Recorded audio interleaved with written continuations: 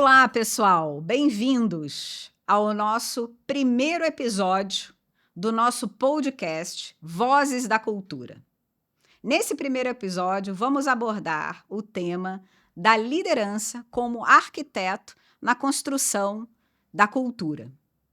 E eu queria chamar uma pessoa que eu admiro bastante, que vai nos ajudar a entender como liderança e cultura estão super conectados.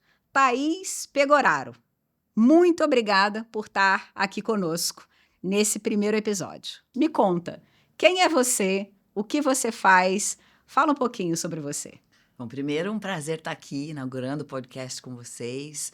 O OLX é um grupo que eu acompanho já há algum tempo e que me fascina pela capacidade que tem de fazer várias coisas sobre as quais a gente vai falar aqui. E eu sou Thaís Pegoraro. Eu sou sócia de uma consultoria que chama ESEC, uma consultoria especializada em recrutamento e desenvolvimento de altas lideranças. Tenho atuado nos últimos 15 anos fazendo projetos e ajudando as organizações a ter um alinhamento entre liderança, cultura e estratégia. E esse vai ser também um tema que a gente vai desmistificar, que a gente vai aprofundar e que a gente vai trazer insights para contribuir com o desenvolvimento de quem assiste a gente por aqui. Mas, Thaís, você não se apresentou completamente. Me conta um pouquinho sobre o seu lado B, que eu tenho certeza que vai gerar curiosidade e vai conectar muito sobre o tema que a gente vai falar aqui, sobre suas paixões, aquilo que você faz fora desse mundo corporativo. Bom, meu lado B, que até, não sei se você sabe, virou um programa do Canal Off que chama exatamente isso, né? O lado B. Eu tenho um lado B que é a escalada em gelo de altas montanhas. Eu tenho esse hobby, já comecei um pouco mais velha, eu comecei a aprender a escalar com 35 anos e estou com 47 agora, então há 12 anos eu venho experimentando esse universo da escalada em altitude e vivenciando culturas diferentes, né? Seja dos países que participam dessas expedições, seja das pessoas, seja das etnias que eu encontro pelo caminho, né? Então, os Sherpas, tribos locais. E é impressionante, Cris, como cultura é um tema que vai se embrenhando na minha vida e que vai me mostrando quão distante a gente está de entender cultura como ela é e não como uma caixinha de responsabilidade do RH ou de alguma outra área da empresa. Então, esse é o meu lado B. Uau, hein? Vamos começar aqui. A gente fez um roteirinho para a gente não se perder na conversa. Agora, uma pergunta que muita gente tem curiosidade, que é o seguinte: você já trabalhou com inúmeras empresas, né? E já participou de transformação cultural de inúmeras delas, né? O que mais te chama a atenção em todo esse processo de transformação e que o que mais te chama a atenção atualmente? O que as empresas estão enfrentando hoje? Como elas têm lidado com isso? O que você pode contar para a gente de tudo que você vê lidando com inúmeras empresas no seu dia a dia? Está com tempo, Cris? Bom, assim, eu acho que eu posso, trabalhando com esse tema, né, no cotidiano há muitos anos, existem ciclos que o mercado de uma forma geral passou quando se trata de cultura e fazendo, né, uma história do presente para o passado, que eu acho que é o que interessa. Hoje, o que mais me chama a atenção nas empresas é ver quanto o líder, apesar de falar muito sobre cultura, está desconectado do que é cultura. E está desconectado principalmente de qual é o papel dele em relação a esse tema. Ele está desconectado em entender que a forma como ele conduz uma reunião está fazendo cultura. Ele está desconectado em entender que o que ele diz ou deixa de dizer e como ele diz ou deixa de dizer algo está fazendo cultura. Então, tem uma esquizofrenia que acontece entre falarmos que cultura é importante e fazermos a cultura acontecer. Por isso que, se a gente voltar ao filme 10 anos atrás, as empresas nos procuravam muito como consultoria para medir cultura, para implantar metodologia, mas pouco se dizia do papel do líder nesse processo. Eram histórias e projetos que começavam sempre pelo RH, não era raro que começasse por um coordenador, e o desdobramento da etapa cultural de impacto no líder acontecia muitas vezes no fim do projeto. Hoje, a gente, como consultoria, construindo um papel mais protagonista na relação com o cliente, a gente já chama a atenção para o cliente de bate-pronto, que é o seguinte: se você tem um dinheiro, qualquer que seja esse volume, invista tudo que for possível na sensibilização, na consciência do líder, para depois medir, fazer roda de conversa, trabalhar os símbolos, os signos e por aí vai. Então, o líder no protagonismo desse processo é o que eu mais vem me chamando a atenção, para o bem e para o mal, de tudo que eu vejo por aí. Então, o que você está contando para a gente é que, no final do dia, o líder, ele é o arquiteto dessa construção cultural. Ele é o arquiteto, o maestro, o pedreiro e o mestre de obras de tudo isso. Então, ele é o grande vetor protagonista, e o RH é o grande facilitador dessas comunicações, dessa forma de fazer, mas o arquiteto central, o maestro central, o executor é o líder, e líder entenda-se do presidente, quando não raro com o próprio conselho da empresa, e fazendo esse desdobramento, esse cascateamento para baixo. Muito interessante. É o que a gente também acredita, né? Como você sabe. Agora me conta assim, na prática, como é que um líder pode construir a cultura no time que ele lidera, com os pares que ele atua, né, com o chefe dele? Como é que ele faz isso na prática? Você pode dar exemplos de como ele constrói ou destrói aquilo que ele é tangibilizado como sendo o vetor dessa transformação? Então, Ou dessa construção, não precisa nem ser transformação, mas dessa construção? acho que primeiro, o líder ele precisa entender que ele não vai construir uma cultura, que todos os dias ele já constrói uma cultura. Todos os dias, né, a partir do repertório dele e de como ele atua nesse mundo corporativo, ele já está trabalhando em prol de uma cultura. Então, vamos reservar essa ideia de lado. O segundo é entender se o que ele faz nessa construção está alinhado com o que a empresa acredita que precisa ser. Então, aqui a gente pode ter uma convergência ou um hiato abissal. E como é que a empresa escolhe o que precisa ser? Muitas vezes, né, os melhores casos que eu já acompanhei não partiam do tema de cultura e não partiam do tema de liderança, eles partiam do tema da estratégia. Então, onde a empresa quer chegar, o que ela pretende, e aí exemplificando para a gente deixar bem concreto. Então, é uma empresa que cresce por aquisição, é uma empresa que está enxugando a operação para se tornar mais eficiente, é uma empresa que ainda está no momento da curva sem processo para poder alcançar os resultados. Então, primeiro entender, né, nas pequenas rodas de conselho, nas pequenas rodas do C-Level, o que essa empresa definiu que é a estratégia, para onde ela está indo, o que ela quer alcançar. A partir daí, tem um trabalho que ele é mais conceitual, que ele é mais idealizado e talvez até ambicionado, que é imaginar qual é a cultura que sustenta essa estratégia e esses entregáveis que a empresa precisa fazer. Então, olha que interessante, né? A gente, antes de falar de cultura e liderança, foi lá na estratégia, capturou o que a empresa precisa entregar, capturou o que é a ambição de cultura que sustenta isso. Então, vou dar outro exemplo. Uma empresa que está crescendo muito rápido sem processo, não adianta ela querer para a cultura dela melhoria contínua. Uhum. Porque naquele momento é antagônico. Depois eu vou mapear os processos, depois eu vou buscar eficiência, mas talvez ela precise ambicionar mais reconhecimento, mais coragem nas pessoas, porque para dar os saltos de crescimento eu vou precisar de decisões ousadas, eu vou precisar de uma irreverência dessa liderança. Então eu construí essa ambição e aí eu vou olhar para o meu líder e entender se a forma como ele opera no dia a dia, como ele já opera, vem ao encontro dessa cultura ambicionada ou se afasta disso. Então, eu acho curioso quando a RH me procura e fala assim, olha, a gente vai desenhar a cultura. E eu penso, que cultura, né? Porque tem uma que já está acontecendo Uhum. e que ela é a revelia, muitas vezes, do que a gente percebe. E tem a ambicionada, mas que não dá para eu falar dela sem trazer a estratégia para dentro do jogo. Então, olha quantas variáveis estão influenciando esse líder que está lá todo dia fazendo reunião, cobrando KPI, cobrando entregáveis, tendo ou não tendo os one-on-ones com o seu time, sendo mais vocal ou menos vocal. Então, tem uma orquestra acontecendo que a gente não percebe. E esse jeitão de fazer a música, esse jeitão de a gente fazer as coisas por aqui, isso é cultura.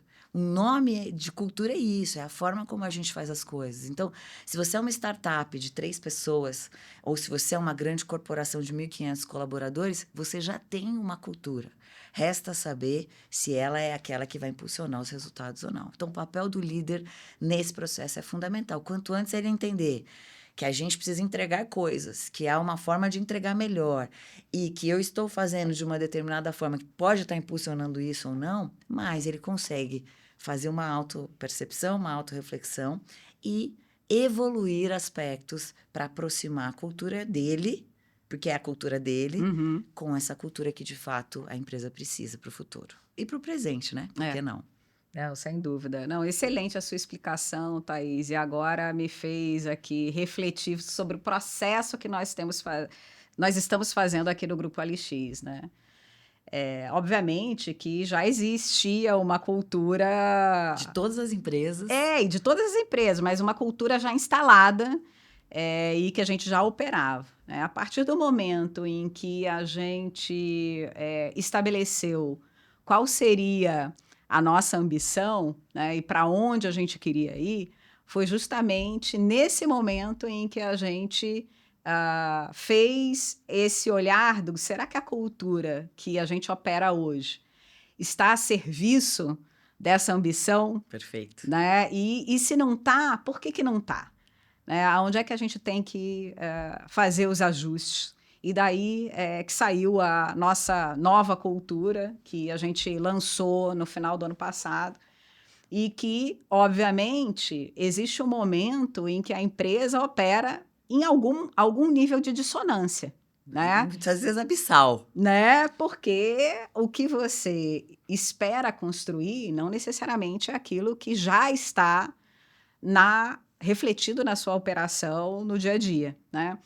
E o nosso trabalho e o trabalho da liderança, portanto, se torna em diminuir essa dissonância, né? Diminuir esse gap cognitivo e que muitas vezes as pessoas falam, nossa, mas eu não estou entendendo, porque a gente não está vivendo aquele valor lá que a gente disse que ia viver, porque a gente ainda está operando com a cabeça e os artefatos e os mecanismos de uma cultura anterior. E aí, como é que essa liderança, quando já existe algo estabelecido, né, como é o caso que nós estamos vivendo aqui no Grupo LX, já temos claro a nossa ambição, já declaramos a nossa nova forma de operar.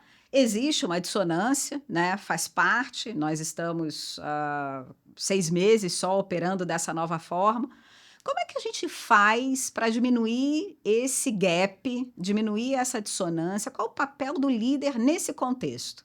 Me ajuda a entender, Thaís, e né, responder a todos nós aqui com a fórmula. Então tem a resposta protocolar, né, que seria navegar por métodos e metodologias, e tem a resposta prática, que eu observo que é o que vem funcionando nos últimos anos. Então, as empresas que aceleraram esse processo, elas usaram uma coisa chamada espelho. O líder, e aí eu falo para você, né, que está assistindo, o líder, quando a empresa define uma ambição e quando ela define a cultura que vai levar a empresa à ambição, ela precisa que você sente na frente do seu espelho e faça uma visita íntima do quanto, de fato, aquilo que está sendo dito para a empresa que precisa acontecer é a sua prática e a sua crença como líder do que você faz no dia a dia, né? Então, para a gente também desmistificar um pouco, por que as empresas declaram valores, né? Porque senão seria um caos, seria uma anarquia. Eu estou fazendo o que eu acredito, e o João está fazendo o que ele acredita, e a Maria está fazendo o que ela acredita, e a gente reza um terço para isso convergir, mas muitas vezes pode não acontecer. Então, quando a empresa declara a sua visão e missão para algumas empresas mais antigas, ou o seu manifesto para algumas mais modernas, e determina que valores nos levam para esse lugar, o que são os valores? Os valores são palavras que definem o que a gente prioriza como forma de decidir por aqui. Então, uma empresa que diz que tem o valor segurança, ela não vai tomar decisões irreverentes. Mas a pessoa que é irreverente, que de repente está na área de growth, ela vai sofrer um pouco mais e vai precisar se adaptar àquele valor de segurança. Então, o que são os valores? São mapas que a gente está dizendo que a gente prefere seguir para nos levar a um determinado lugar. E esses mapas carregam, então, códigos ou legendas, né, que são os comportamentos, que são as competências do que a gente vai valorizar por aqui. Tudo isso é lindo, precisa, a metodologia está no papel. Aí acontece uma coisa chamada ser humano e vida real, né? Ser humano e vida real. Então, muitas vezes eu estou na frente de um presidente, tem valores escritos na parede com as competências, e eu pergunto, quais são os valores da sua empresa? E ele vai falar os dele. E ele, às vezes, nem lembra o que está na parede, né? Então, por que eu digo isso? O espelho, ele é fundamental para você se observar e entender o quanto aqueles valores são natos, são seus, são lógicos para você, o quanto eles não são, e aí vai exigir um trabalho individual, né? Um trabalho íntimo, individual, desse líder, para ele entender o que ele consegue aproximar daquilo e o que para ele é inegociável. E aí é o que acontece muitas vezes, os detratores da cultura. Se é inegociável... E, gente, estou falando tudo num formato inconsciente. Ele não acorda de manhã e diz e pensa, vou contra. Mas, às vezes, está tão enraizado no modus operandi que se torna insustentável para aquele líder continuar naquela organização. E aí é só uma questão de tempo, ou para ele ser desligado, ou para ele se desligar, né? Então, o espelho, ele ajuda eu a entender quão distante eu tô daquele ideal, o que eu tenho, que é nato, o que é sofrido para mim, que vai muito contra. Então, líderes que são extremamente conservadores, movidos por tradição, movidos por segurança, previsibilidade, estabilidade, um valor lá de coragem é extremamente nocivo para ele. Dói tomar decisões corajosas, dói tomar decisões sem todas as informações, dói muitas vezes enxugar o processo ou não seguir o modus operandi que na cabeça dele é ideal. Então, empresas bem-sucedidas vão, uma vez declarado a cultura, declarados os valores, as competências, vão fazer uma visita íntima a esses líderes para entender o quanto, a partir dali, aquele primeiro grupo de liderança é impulsionador, tem valores natos, é fácil adaptar, ou o quanto eles vão ser detratores, porque para eles aquilo tudo é muito difícil. E poucas empresas eu vejo começarem um processo de cultura, por exemplo, com um assessment. A maioria começa um processo de cultura com o quê? Redefinição de símbolos e signos, processo de comunicação massivo, rodas de conversa para escutar as pessoas sobre como é aquilo para elas, e vai deixar o grupo da liderança para o final. Para o final. Geralmente não funciona. Ou vai demorar mais tempo para funcionar. Muito bom, super claro. Agora, uma curiosidade que eu tenho, e cada um tem uma opinião sobre isso, né? Vamos ver a opinião de uma expert no assunto. Existe uma cultura que é boa e uma cultura que é ruim? Existe uma cultura que vai dar sempre certo e uma cultura que não vai dar certo? A gente tem que seguir um playbook de cultura já estabelecido? Conta um pouco para a gente qual é a sua visão sobre isso. Você começou falando muito claramente que a cultura tem que estar a serviço da estratégia, mas eu vejo muita gente se posicionando. Essa é uma cultura que dá certo, essa aqui que não dá, né? Mas a estratégia pode ser completamente diferente a depender da indústria e de como aquela empresa está posicionada. Me conta um pouco a sua opinião sobre isso. O que você conhece sobre o tema e pode nos... Então, sem enrolation, né, Cris? Sem enrolation. Não tem uma cultura ideal. Não existe a cultura certa, a cultura boa, a cultura que serve para todos, né? Não é a cultura sorrisal. Uhum. E me incomoda um pouco ver, né, algumas mídias e alguns trends dizendo que a cultura da liberdade para as pessoas é a melhor cultura. Então, a gente viu, né, uma era em que as empresas se inundaram de mesas de ping-pong e work from anywhere e sofazinhos, e não necessariamente isso reverteu na última linha do balanço. Então, o que que é uma cultura boa e uma cultura certa? É a cultura boa e certa para aquele momento de segmento, para aquele momento de estratégia, para aquela configuração do negócio. E aqui é o principal pulo do gato, porque não é uma surpresa que alguns clientes que eu visito, né, com mais de bi de faturamento, não têm uma estratégia de crescimento clara. Algumas empresas que eu visito, que são multinacionais, têm a cultura tropicalizada do que é definido num headquarter em Londres. Então, como é que uma cultura que é tropicalizada de Londres para o Brasil vai funcionar no Brasil com uma realidade de país, de contemporaneidade, contexto tão específico, né? Então, acho que se você vai começar hoje a pensar em cultura, você líder e a empresa, é fundamental primeiro um banho de loja sobre o negócio, um banho de loja sobre a expectativa e a ambição do acionista, do conselho, da matriz, porque é a partir de uma conversa de negócio que você consegue definir essa cultura ideal, ambicionada, para que o negócio chegue lá. Então, eu não posso pegar um recorte do tema de cultura e entender esse tema per se. Eu preciso pegar um recorte do tema de cultura e entender pela perspectiva do dono, do CEO, do acionista, dos stakeholders, do momento daquele mercado. Então, o mercado de tecnologia está sofrendo muito hoje pelo contexto, pela indefinição. E muitas vezes esse plano estratégico desenhado 5 anos atrás, ele precisa ser revisto mais pela perspectiva de cenarização do que pela perspectiva de um novo plano estratégico para daqui a 5 anos. Então, a verdade absoluta do mundo de hoje é que você precisa levar em consideração mais variáveis para definir o que é essa cultura ideal. Excelente, é o que eu acredito também. Não dá para fazer um A gente não copy-paste. combinou. Não combinou.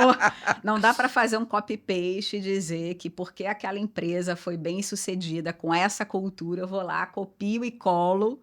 Até porque eu não tenho como copiar, né? Hoje existem várias teorias que dizem que a cultura é a última vantagem competitiva das empresas. Por quê? Porque justamente eu não replico. Para replicar a cultura da OLX, eu preciso transportar essa biota, né, de pessoas e jeitos e silêncios e falas e idiosincrasias para um outro espaço. Isso é impossível, né? Eu posso levar os processos, eu posso levar os símbolos, eu posso copiar o espaço físico e no dia 1 do funcionamento deste novo lugar, Vai com ser outras diferente. pessoas, vai ser completamente diferente. E é nesse ponto que eu quero chegar. Porque cultura a gente define à luz de uma estratégia que a gente ambiciona, a gente declara, a gente comunica e a gente opera. E aí, quando vai operar, é que numa organização, numa grande organização, a coisa pode se perder, né? Por que muita gente acredita, inclusive eu, que a cultura ela é vivida a partir das decisões que a liderança toma todos os dias, a partir do que é falado nas reuniões, a partir do que não é falado nas reuniões, a partir de como as pessoas interagem umas com as outras, a partir de como um projeto se desdobra. A cultura ela não é um set de valores que a gente coloca estanque, que está num book bonitinho, que a gente faz com todo carinho, o pessoal aqui distribui com todo carinho, mas não é isso, né? Tá na operação do dia a dia, tá em como as coisas acontecem. Você também acredita nisso? Me dá exemplos de por que é aí que a coisa se dá e é aí que essa estratégia, essa ambição, ela é conquistada ou ela não acontece, né? Ela deixa, ela é falha e a gente não consegue perseguir o que a gente quer, apesar de todos os books, comunicações, treinamentos. E traz a sua visão sobre Vamos isso. lá. Então, para a gente organizar, vamos imaginar que tem um líder assistindo que nunca, né, se letrou, essa expressão está na Uhum. moda, sobre nada disso. Então, tem 3 coisas na sua pergunta que estão acontecendo ao mesmo tempo. Uma é o que está no papel, que é a estratégia que a empresa definiu e que está ambicionando alcançar, né, os resultados financeiros, o EBIT, da margem, o faturamento. Quando eu falar planejamento estratégico, eu estou falando disso, né, de uma aridez de entrega, de um número que a gente precisa buscar. Depois, também tem o que está escrito, que é a cultura que a gente acredita que nos leva até lá. Então, a história do mapa da mina, né? Então, para esse resultado mais agressivo, eu preciso de uma cultura com mais liberdade, com mais irreverência, com mais reconhecimento público, com uma comunicação mais transparente, né? E aí, os grupos se debruçam para desenhar tudo isso, e isso é um set de documentos, de manifestos escritos, e que o RH, ele geralmente é um guardião dessa caixa do tesouro. Tem outra coisa acontecendo, que é o líder operando no dia a dia, né? Então, nessa esfera, cultura é ação. Não é nada além de ação. Não é teoria, não é método, não é metodologia, não é uma consultoria que vem fazer alguma coisa de cultura, não é uma caixinha que tem uma responsabilidade, que tem um guardião. Cultura é a ação de todas aquelas pessoas no dia a dia. Mas por que a gente fala tanto que cultura é a ação do líder? Porque, obviamente, o líder ele tem mais impacto exponencial. Ele cuida de mais pessoas, ele cuida de mais temas, ele transita. Então, se a empresa não tivesse líder e fossem só colaboradores equivalentes, as ações desses indivíduos seriam a cultura viva, né? Uhum. Então, se você não sabe nada, guarda que cultura é a tua ação no dia a dia. E a ação do outro e a ação do outro. E depois existe um playbook, né? Uma instrução, o que vocês fazem na OLX, que é sempre muito bem feito, uma avaliação de desempenho que diz, né, se você está mais para cá ou mais para lá, daquele combinado que a gente precisa, uma roda de conversa, um treinamento que deveria estar retroalimentando, né, esses três elos. Então, por que a cultura é mais forte na ação e menos forte no papel, no playbook? Porque o adulto, ele só aprende pela experiência, né? Eu vou dizer, aqui somos confiáveis e tem um líder que está te ferrando todos os dias. Vai valer o que ele vê na parede, que aqui somos confiáveis, ou vai valer o que ele experimenta da ação deste líder todos os dias? Então, por que cultura é ação? Porque a gente, como adulto, a gente está absorvendo muito mais o impacto de todas as experiências, né? Tem uma linha no ensino, na aprendizagem do adulto, que é a andragogia, que fala que o adulto ele aprende pela experiência. Então, 10, 20% é o que ele lê, o que ele escuta, e 80% é o que ele experiencia. Se o que ele experiencia tá dissonante, aí volta a tua abordagem inicial, né? Se tem uma dissonância cognitiva entre o que ele lê e o que ele experiencia, automaticamente a tua cultura ela tá enfraquecida.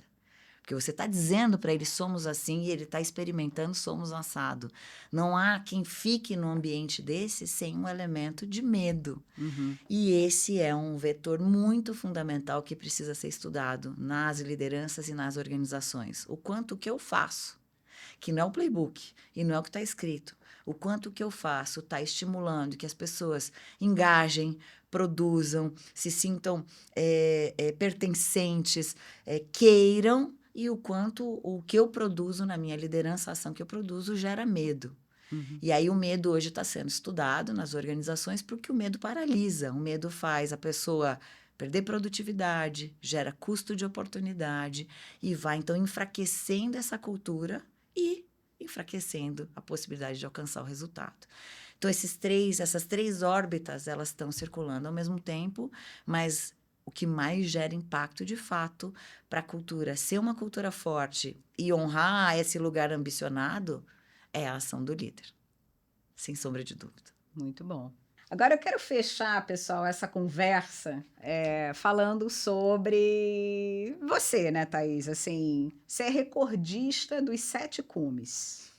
Você já escalou o Everest e todos os picos mais altos do continente. É realmente. Por que que esse seu lado B te ajuda de alguma forma a ser mais potente como profissional no lugar que você está? Me conta um pouco sobre isso. Acho que na linha do que a gente falou, né, que o adulto ele aprende pela experiência, a alta montanha, ela é a experiência viva, né? Você só treina para alta montanha indo para montanha. Então, começa por aí, que virou um campo escola de escalada, mas acima de tudo, na medida em que eu comecei de fato as montanhas, eu fui observando que era um grande campo escola do laboratório humano, né? São períodos muito definidos, né? 2 semanas, 3 semanas, às vezes 8 semanas, mas tem começo, meio e fim. As pessoas chegam com as suas máscaras sociais e elas vão sofrendo, né, a pressão e o impacto do desconforto, seja do mínimo, né, mudou a sua comida, mudou o tempero, até o máximo, que é estar submetido a menos 25 graus de temperatura por semanas a fio, acima de 5.000 metros, onde a quantidade de oxigênio ela reduz significativamente sua capacidade cognitiva, seu corpo, né, começa a definhar. Então, eu posso observar o que acontece com o líder neste ambiente acelerado, sem máscara social. E aí sobra o ser humano e o que ele tem do seu mais puro, né, do seu raw, como diz o americano, né? E no raw, no cru quando a mãe não tá vendo, não tem televisão, não tem a esposa, o marido, o melhor amigo, você começa talvez a entender algo chamado valores fundamentais, né? Do que cada um é feito. Então, a pessoa que ela é generosa, ela segue sendo generosa. A pessoa que é arrogante fica mais arrogante. Quem é competitivo fica mais competitivo. Então, tudo isso fica muito exacerbado e você está ali de plateia. Então, as pessoas falam, você segue subindo montanha para fazer cume? Eu falo, não, agora eu sigo subindo montanha para viver essas experiências, porque o público que vai, né, geralmente é 40 a mais, homens, todos muito bem-sucedidos para poder ter esse tempo, para poder ter o dinheiro, para poder ter esse desfrute, né? Porque é um esporte caro e sem, não é nem esporte olímpico, né? Não tem nenhum tipo de ganha glamour. nem medalha no final. Então, é o público que, né, eu transporto diretamente para o meu ambiente de trabalho, né? À exceção das mulheres, que hoje ocupam muitos cargos de liderança e estão mergulhadas nisso também. E aí, o que eu aprendi sobre liderança, né? Então, quando a gente fala dos guias dessas expedições, são pessoas extremamente... Os guias que eu escolhi para se tornarem sendo os meus guias a cada uma das expedições. Então, nas primeiras, eu ia com o grupo, com a manada, e eu pude observar todo o estilo de liderança. E hoje eu posso escolher, né, dos que eu gostei mais, dos que eu apreciei, dos que eu vi valor, o que mudou o ponteiro. Então, pessoas humildes, pessoas que estavam dispostas a trocar o seu pódio, o seu holofote de cume pela segurança de qualquer membro daquele grupo. E isso não é uma premissa da guiada. A premissa da guiada é que ele te leve e te traga em segurança. Mas se você ficou doente dentro da tua barraca, não está escrito em lugar nenhum que ele é obrigado a ficar ali com você. Não está escrito em nenhum lugar que ele precisa sacrificar a tentativa de cume dele. E esses caras hoje, os cumes são os badges, né? É o que ele carrega no peito para ele se vender e vender o seu serviço cada vez mais caro. Então, pessoas humildes, pessoas que tinham uma matriz de decisão muito sólida, né? O que eu vou sacrificar?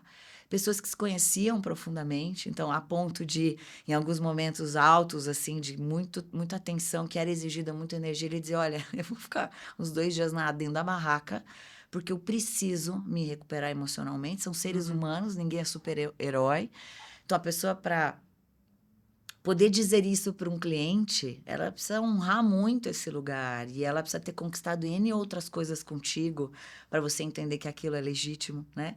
Eram pessoas muito habilidosas na comunicação, não de dizer o que você queria ouvir, nem de ficar gritando na sua orelha, vai, vai, vai, sobe, sobe, sobe, mas de te lembrar nos momentos mais difíceis o que você estava fazendo ali e tudo que você sacrificou para estar ali. Eu vou me emocionar. Nossa, eu estou me emocionando aqui. Então, pessoas realmente gente que exercia uma liderança servil, pessoas que realmente exerciam uma liderança inspiradora e pessoas que tinham muito claro o que elas estavam fazendo ali, que não era sobre o cume, mas era sobre levar todo mundo para casa e, inclusive, elas próprias. Então, foi isso que eu aprendi de liderança. E quando eu brinco com os meus grupos dizendo que o teu objetivo de vida deve ser se tornar transparente como líder, invisível, é porque eu vi isso acontecer em ambientes extremos e vi que isso cria um elo e um vínculo com o cliente, talvez com o seu liderado, que é para a vida. Você sempre vai ser lembrado como aquele líder, aquela líder que fez a diferença, que mudou o ponteiro, mas, acima de tudo, que viveu a congruência. Então, foi isso que eu vejo e vi na alta montanha. Super bonito, super bonito. Me emocionei também. Ai, viu? Olha, chorar em podcast é duro. Muito bom. Para fechar, alguma história que você tenha vivido, pode ser nas suas escaladas, né? Que te conectaram mais com você, conectaram mais você com você mesmo? Eu não li essa pergunta, você inventou ela agora. Eu inventei agora, porque agora faz sentido eu te perguntar isso. Em 20 montanhas, né, que eu escalei, 3 eu não consegui chegar no cume. Essas foram as histórias que mais me trouxeram ensinamentos e ganhos. Claro que na hora você está a 300 metros do cume, a 100 metros do cume, e foi sempre por muito pouco, né? Dói. Dói, gera esse sentimento de frustração. Quando eu era mais inexperiente, eu continuo sendo muito inexperiente, né? Porque eu não vivo disso, mas quando eu era ainda menos experiente, dava vergonha, porque as pessoas acompanham e você quer, todo mundo quer ter sempre uma história, né, de sucesso. De sucesso, quer chegar lá. Mas quando você tá lá, né, no centro do fracasso, geralmente é descendo a montanha, e aí você vai ter o banho quente, você vai ter o chá, você vai ter o voo de volta para casa, mas você não vai ter aquele contentamento, aquela realização interna. Então, acontece uma coisa no cérebro que é você automaticamente buscar repertório das mesmas situações na sua vida. Então, em que outras situações eu me senti mal-sucedido ou fracassado, para o cérebro entender o que você fez para sair dali, né? E esses momentos são tão preciosos porque muitas vezes o que nos torna fracassados hoje foram coisas que a gente deixou pelo caminho. Eu vou chorar mais. Sonhos que a gente deixou de viver, projetos que a gente deixou de concretizar. Então, você ter um espaço cerebral para visitar todos esses fracassos e, de repente, quem sabe ali, ter um impulso para resgatar, ter um impulso para fazer melhor, ter um impulso para fazer diferente, que seja numa próxima expedição. Então, minha primeira montanha do Projeto 7 Cumes eu não consegui. E ali eu podia ter desistido de tudo. E eu precisei revisitar o meu plano, né? Treinar mais, buscar melhores profissionais e tudo mais. E 1 ano depois eu estava naquela mesma montanha, não só fazendo cume, mas fazendo o que a gente chama sobrando, né? Podendo filmar, sem ficar passando mal. E ali foi, então, o momento que eu tive certeza que eu estava pronta para tentar o Everest. Porque eu vi a diferença do perrengue para o desfrute ao preparo, né? Então, esses momentos de fracasso me geraram uma profunda conexão. Todo candidato que eu entrevisto, alto e líder, e me conta uma história de fracasso, automaticamente daquele fracasso, em algum momento da vida, saiu um grande aprendizado. Então, é isso, assim, nas altas montanhas e na vida, treasure os fracassos, porque tem grandes ensinamentos mais do que qualquer parabéns e sucesso que você tenha celebrado na vida. Maravilhoso, maravilhoso. Nossa, também estou emocionada aqui. E a capacidade da gente sair desses momentos é que faz a gente ser ainda mais forte e melhor, né? Com sabor de vitória. Com sabor de vitória, porque é na próxima que a gente... Você vai pôr o seu repertório à prova. Que você põe e que você conquista aquilo que você quer. Isso aí. Thaís, obrigada. Pessoal, espero que vocês tenham aproveitado desse podcast, tanto quanto eu. E a gente se vê no segundo episódio. Obrigada. Obrigada, gente. Até. Obrigada, Cris. Obrigada.